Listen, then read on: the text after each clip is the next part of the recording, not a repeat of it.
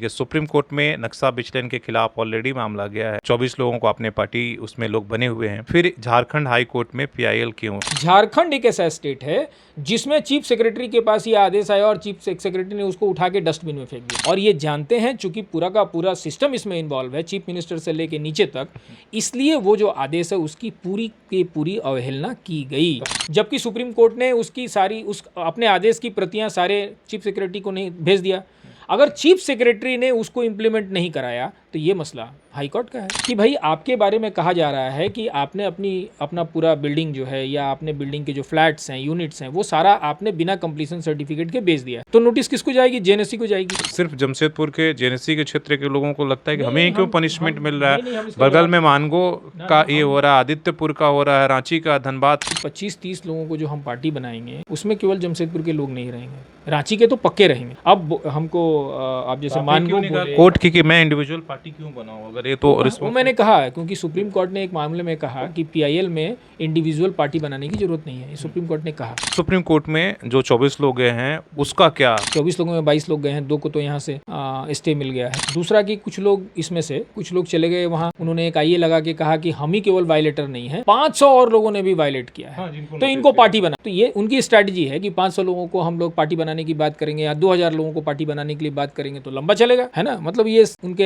Advocates की strategy है। नमस्कार, सोशल संवाद में स्वागत है। मैं शशि भूषण और हमारे साथ सुप्रीम कोर्ट के अधिवक्ता अखिलेश श्रीवास्तव जी हैं। बात हम झारखंड के करेंगे और जमशेदपुर में जो नक्शा विचलन को लेकर आप लंबे समय से इस मामले को देख रहे हैं, जो पहले से चल रहा था वो सुप्रीम कोर्ट के पास है, उसमें क्या कुछ हुआ और उसको लेकर आपने देखा कई कार्रवाइयां भी हुई। आखिर झारखंड हाई कोर्ट में एक पीआईएल की क्यों जरूरत पड़ी और क्या कुछ उसमें शामिल है और उससे कौन लोग जो है प्रभावित होंगे या क्या उसका मकसद है, उस पर बात करेंगे।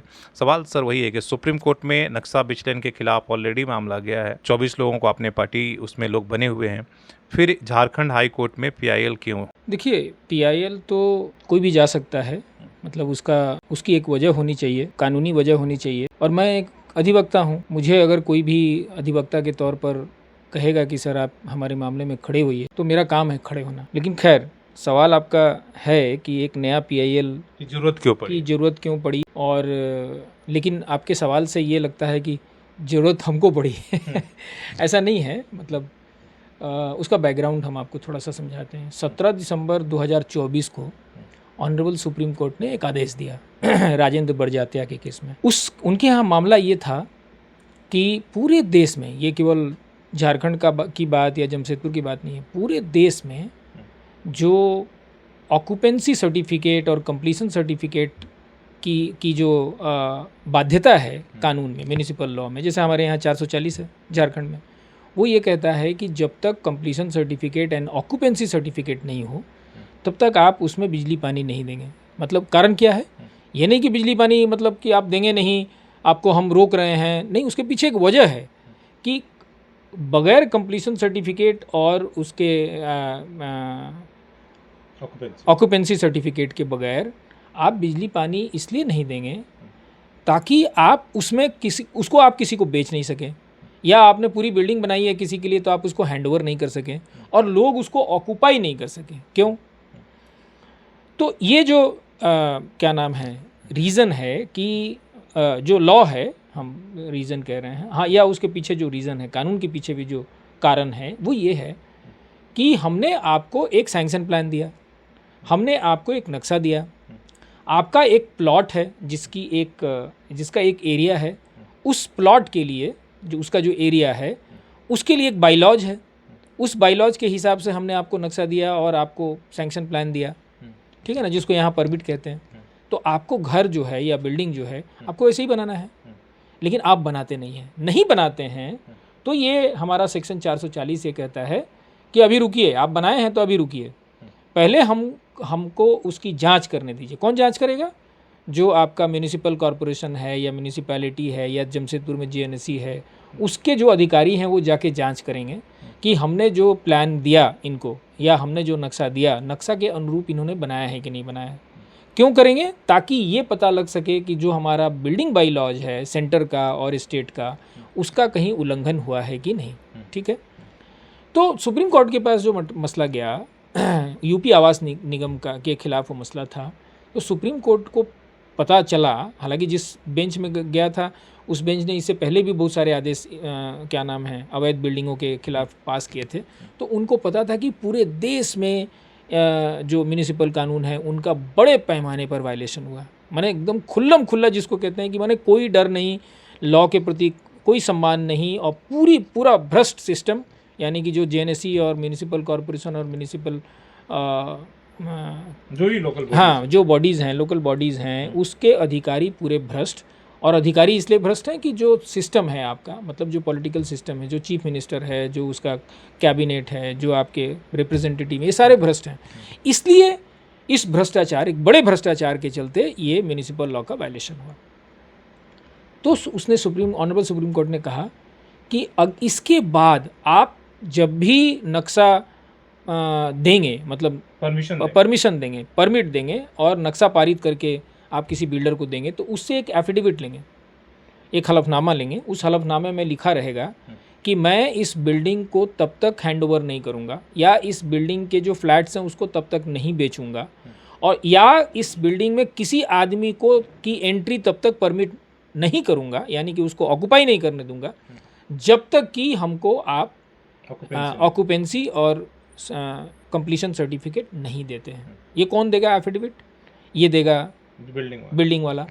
और इसकी जांच कौन करेगा? जो म्यूनिसिपल बॉडी है, ठीक है।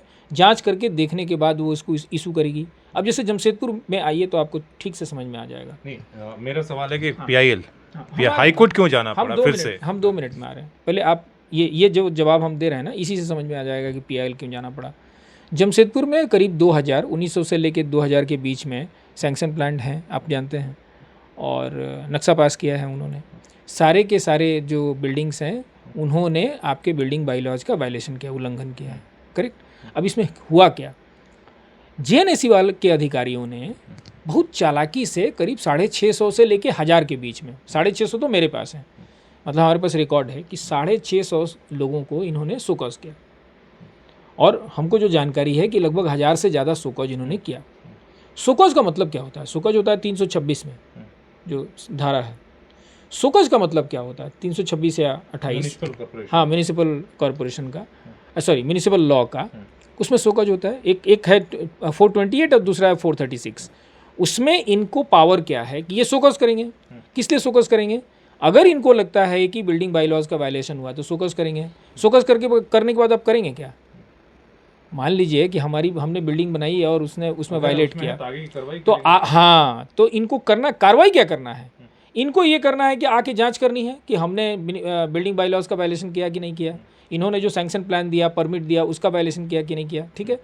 और उसकी जांच करने के बाद उस पर आदेश पास करना। ये बात जो है ये लोगों को पता नहीं है। लोग समझते हैं शोकॉज इशू कर दिए, चले गए, पैसा दे दिए, रेगुलराइजेशन कर दिए, ये सब फर्जीवाड़ा है। ये सब लॉ में नहीं है। लॉ में क्या है कि अगर तुम शोकॉज देते हो तो उस शोकॉज के आधार पर तुम हियरिंग करोगे। शोकॉज किस आधार पर दिए? जांच के आधार पर। जब आपने बिल्डिंग जांची तो आपको पता चला कि ये बिल्डिंग बाईलॉज का वायलेशन हुआ है, इसमें आपके परमिट का वायलेशन हुआ है, तब आप शोकॉज देते हैं। तो शोकॉज देने का मतलब है कि आप उसकी हियरिंग करा के आप उसको नोटिस दिए, नोटिस का जवाब आएगा, जवाब के बाद आप उस पर हियरिंग करेंगे, हियरिंग करने के बाद आप उस पर आदेश पास करेंगे। तो आदेश पर क्या पास करते, मतलब जो जेएनएससी है यहाँ पे वो क्या आदेश पास करती? करीब 1000 से ज़्यादा जो शोकॉजेज़ हैं उस पर आदेश ये पास होता है कि भाई आप ABC बिल्डर, आपने ये नक्शा आपको इतने का दिया गया, आपने ये वायलेशन किया है, तो आप इसको डिमोलिश कर लीजिए। डिमोलिश कर लेंगे तो हम आपको कंप्लीशन सर्टिफिकेट दे देंगे। कंप्लीशन सर्टिफिकेट जो 440 में है सेक्शन, ये बाध्यता है इनको देना। किसकी? जेएनएससी की, और जो म्यूनिसिपल कॉरपोरेशन और म्यूनिसिपल बॉडीज़ हैं उनकी बाध्यता है कंप्लीशन सर्टिफिकेट देना। तो बाध्यता का जो बाध्यता है उसका समय कब आएगा? जब आपने शोकॉज किया, शोकॉज के बाद आपने आदेश पास किया, आदेश के हिसाब से जो बिल्डर हैं उनको अवैध निर्माण तोड़ने थे, अगर वो नहीं तोड़ते हैं तो आपका काम था कि आप जाके उसको तोड़ते, उसको कंप्लाई कराते, आपके जो आदेश हैं उसके हिसाब से उस बिल्डिंग को कंप्लाई कराते, और कंप्लाई कराने के बाद आप उसको दे देते कंप्लीशन सर्टिफिकेट। ये जमशेदपुर में नहीं हुआ, ये पूरे राज्य में नहीं हुआ। क्यों नहीं हुआ? क्योंकि जो अवैध निर्माण हुए उन अवैध निर्माणों में लोग आ गए, बिजली पानी दे दिया, जैसे यहाँ टाटा ने दे दिया, बिजली पानी आ गई, पैसा कमाने लगे तो इनको लगा कि तो बढ़िया है, रेगुलर सोर्स ऑफ इनकम हो गया हमारा। आप साल में अगर आप 10 लाख रुपया कमा रहे हैं अवैध निर्माण से, तो 1 लाख रुपया जाके म्यूनिसिपल कमिश्नर को दे दीजिए। तो ये केवल जमशेदपुर का मैटर नहीं है, ये पूरे झारखंड में हुआ है। हम तो उसी पर आते हैं। क्या इस पहल में केवल जमशेदपुर शामिल है या पूरा झारखंड के मुद्दे आपने उठाए? ना, या फिर वही हमने उनको, हमारा जो उसमें हमने नहीं उठाया, मतलब जो पिटिशनर है उन्होंने ये कहा कि सुप्रीम कोर्ट ने एक आदेश दिया है, इस आदेश की तामीला करवाइए, इसको कंप्लायंस करवाइए। क्यों कहा? क्योंकि उस आदेश में ये लिखा हुआ था कि इसकी कॉपीज़ जो है आप चीफ सेक्रेटरीज़ को दीजिए, जितने यूनियन टेरिटरीज़ और स्टेट्स हैं सबके चीफ सेक्रेटरीज़ को दीजिए और उनको कहिए कि वो इसकी तामीला करवाएं, मतलब इसका कंप्लायंस कराएं अपने स्टेट में। झारखंड एक ऐसा स्टेट है, बाकी के बारे में हम नहीं बोलेंगे क्योंकि हमारा एरिया नहीं है। झारखंड एक ऐसा स्टेट है जिसमें चीफ सेक्रेटरी के पास ये आदेश आया और चीफ सेक्रेटरी ने उसको उठा के डस्टबिन में फेंक दिया। उसका कोई कंप्लायंस झारखंड के किसी मतलब ज़िले में या किसी टाउन में नहीं हुआ। रांची में वायलेशन है, जमशेदपुर में वायलेशन है, बोकारो में वायलेशन है, धनबाद में वायलेशन है, कोई टाउन लीजिए, छोटा टाउन लीजिए, सारे जगह पे इसका वायलेशन है। और ये जानते हैं चूंकि पूरा का पूरा सिस्टम इसमें इन्वॉल्व है, चीफ मिनिस्टर से लेके नीचे तक, इसलिए वो जो आदेश है उसकी पूरी की पूरी अवहेलना की गई। तो हाईकोर्ट में गए तो हमारा जो प्रेयर हाईकोर्ट में था कि माय लॉर्ड ये जो आदेश है ये इसकी अवहेलना हुई है, जबकि सुप्रीम कोर्ट ने चीफ सेक्रेटरी को कहा कि आप कंप्लायंस कीजिए। तो हाई कोर्ट ने हमको कहा कि इसमें तो आप कॉन्टेम्प्ट में जा सकते थे। तो हमने कहा कि जब ये मैटर चीफ सेक्रेटरी के पास आ गया तब उसमें फिर कॉन्टेम्प्ट में जाने की क्या जरूरत है? कॉन्टेम्प्ट मतलब हम सुप्रीम कोर्ट को जाके कहें कि आपने आदेश दिया, इसका कंप्लायंस नहीं हुआ, जबकि सुप्रीम कोर्ट ने उसकी सारी अपने आदेश की प्रतियाँ सारे चीफ सेक्रेटरी को नहीं भेज दिया। अगर चीफ सेक्रेटरी ने उसको इम्प्लीमेंट नहीं कराया तो ये मसला हाई कोर्ट का है। तो ऑनरेबल हाई कोर्ट ने हमको कहा कि आप एक और पिटीशन में आप अपियर कर रहे हैं जिसमें आपने बहुत लोगों को पार्टी बनाया, तो हाँ जो सुप्रीम कोर्ट में पेंडिंग है, आप इसमें भी पार्टी बना दीजिए। तो हमने कोर्ट को कहा कि देखिए 5000 लोग, करीब 5000 से ज़्यादा बिल्डिंग्स की लिस्ट है हमारे पास। अभी तो हम केवल जमशेदपुर लगाए हैं, रांची का हमारा होमवर्क नहीं हुआ तो हमने नहीं लगाया, बोकारो धनबाद का भी हमारा होमवर्क नहीं हुआ, हमने नहीं लगाया। क्योंकि आप बेईमानी नहीं कर सकते, नहीं समझे कि अगर आपके पास पूरा डेटा नहीं है तो आप 10 लोगों को लगाएंगे बाकी 10 को छोड़ेंगे, ये ठीक नहीं है। आपको एक पूरा का पूरा डेटा चाहिए। तो हमने कहा कि हम वो कोशिश कर रहे हैं। तो उन्होंने कहा कि ठीक है, आप पूरा मत बनाइए, 5000 लोगों को नहीं बना सकते हैं, 10,000 लोगों को पार्टी नहीं बना सकते हैं, आप कुछ लोगों को पार्टी बना दीजिए, फिर हम देखते हैं कि बाकी को। हमने कहा कि आपको अल्टीमेटली एक जनरल आदेश पारित करना पड़ेगा। वही बात है, आदेश तो जनरल होना होगा ना। अगर पूरे झारखंड की बात हो रही थी, आप अगर पार्टी बनाएंगे कुछ लोगों को और किसी केवल यही के, तो एक तरह से उनके लिए वो गलत हो जाएगा। नहीं, वो किसी पार्टी बनाएंगे इसलिए ताकि वो जो मान लीजिए कि हमने 20-25 लोगों को पार्टी बना दिया इस पिटीशन में जो मैं करने वाला हूँ, तो 20-25 लोगों को नोटिस चला जाएगा कि भाई आपके बारे में कहा जा रहा है कि आपने अपना पूरा बिल्डिंग जो है या आपने बिल्डिंग के जो फ्लैट्स हैं, यूनिट्स हैं, वो सारा आपने बिना कंप्लीशन सर्टिफिकेट के बेच दिया है। तो नोटिस किसको जाएगी? जेएनएससी को जाएगी। मैं जमशेदपुर में अगर हम कंसंट्रेट करें, जेएनएससी को पूछा जाएगा कि क्या ऐसा हुआ है कि आपने केवल 28 कंप्लीशन सर्टिफिकेट दिए हैं और सारे के सारे बिल्डिंग जो हैं बिक गए हैं, सारे के सारे बिल्डिंग से बिजली पानी चले गए हैं। फिर इनको भी मिलेगा, जो 20-25 लोगों को मैं पार्टी बनाऊंगा यहाँ रांची, धनबाद, बोकारो, जहाँ भी, उनको 20-25 लोगों को मिल जाएगा कि भाई अगर आपको लगता है कि ये इस पिटीशन में जो बात है वो गलत है और आपने कंप्लाई किया है, आपके पास कंप्लीशन सर्टिफिकेट है और उसके आधार पर आपने बिल्डिंग बेची है, तो आप आके हमको कहिए। तो ऑनरेबल हाई कोर्ट के पास अगर इनके जो एफिडेविट्स हैं वो अगर जाते हैं तो ऑनरेबल हाई कोर्ट्स बिल्कुल क्लियर हो जाएगा कि ये जो पिटीशन फाइल हुआ है कंप्लायंस कराने के लिए, यानी कि जो ऑनरेबल सुप्रीम कोर्ट का डायरेक्शन था उसका तामीला करवाने के लिए, ये बिल्कुल सही है। क्योंकि आप जमशेदपुर में ले लीजिए, 28 कंप्लीशन सर्टिफिकेट तो रिकॉर्ड में है, हम लगाए हैं दोनों में, पहले वाले में तो लगा ही हुआ है, इसमें भी हमने लगाया कि देखिए ये 28 ही जेन्युइनली उठा, हालांकि उसमें भी बहुत सारा झोल जाला, लेकिन छोड़िए उसको।